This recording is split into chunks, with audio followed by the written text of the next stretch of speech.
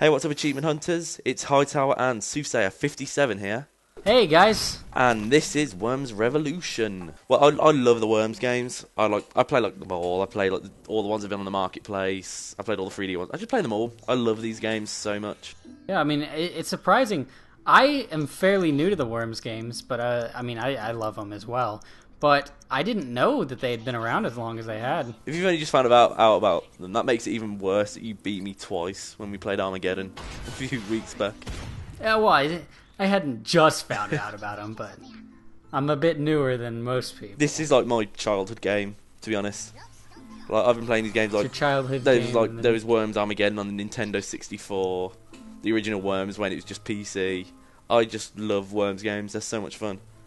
So like I was dead excited when I found out there was a new one coming out. You just got your ass kicked into that water. Come on, dude. I know. If it put the bot first, I think that was my first Worm, so I would have moved him given the chance. But so get on with it. Yeah, so I noticed that you got 5 health when you started playing as that worm. What was up with that? Yeah, well, one of the new things to this game is there's now Worm classes. So like you've got your bog standard soldiers, who are the regular Worm, average at everything. Then the one you saw there, the scientist. I can't remember what the downside is to him, but every time a scientist takes a turn, your entire team gains 5 health. I imagine he'd be a bit weaker. Yeah, it's something like that. But the scouts, who move faster, jump further, but do less damage and take more damage off stuff. And then there's heavies, who are bigger, slower, jumps less, but do more damage and can take more damage, and they get knocked around So less. the opposite of the scout. Yeah, opposite of the scout basically. But it brings an interesting edge, I've got to say, because you can only have 4 worms, so you've got to think which ones are good, which ones do you need. Like I usually play 2 scientists and 2 soldiers because I like getting the health boosts. You get a little bit of strategy thrown in there. Yeah, it's a new element. There's already a little bit of strategy, but that's a lot more. I mean, I know I played one mission in the campaign where pretty much they forced you to have a scout. Oh, it didn't force you, but you needed a scout. Yeah. Okay, Go ahead. so here are some achievements. We missed a couple, but there's Worminator, which is to kill 300 worms in online matches.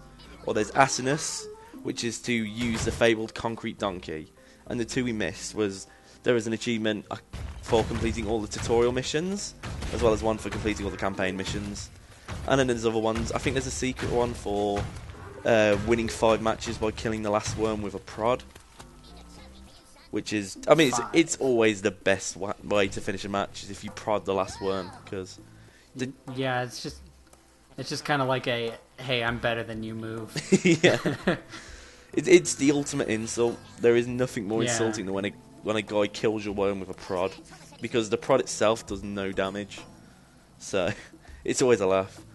But I mean, there's a shake up to the weapons, I guess. You've still got your regulars like bazookas, grenades, and baseball bats and stuff. But then you've got new water-based weapons, because they've reworked how the water system works.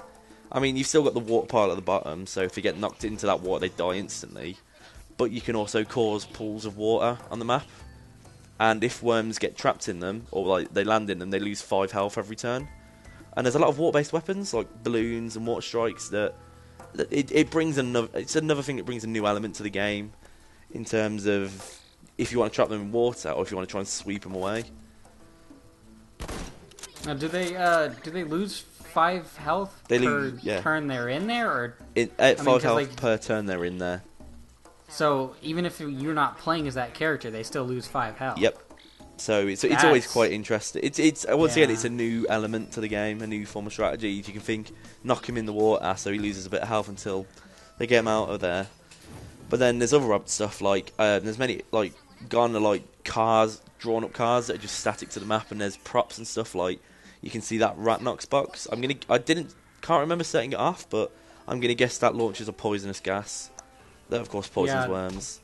That'll poison your worm, and then you lose 5 health per turn from that as well. And then there's some things that just explode. I know there's different items per settings, but there's some items that will generate a pool of water or explode and launch water across the map. Like I think in the graveyard setting there's like a glass with an eye in it that then just launches water everywhere when you blow it up. Yeah, it seems like they have like a fire, a water, a poison, and I think just a regular in each type of area. I've been experimenting with it for ages, but I still haven't found any proof that knocking objects onto worms does any damage. Apparently there's an achievement for it, so it must somehow, but I haven't managed to cause any damage by knocking stuff onto worms, which is something that's weird. Well, there is a UFO weapon that you can get where you can pick up objects, so it might be interesting to see if you can just pick up an object and drop it straight onto someone. Tempting. There's telekinesis and stuff as well, as far as I know. There's a lot of new weapons to accommodate a lot of the new stuff in the game, like the water and the items, and so on. But there you go, that was Worms Revolution for 1200 Microsoft points in the Xbox Live Arcade. And head to achievementhunter.com for more videos.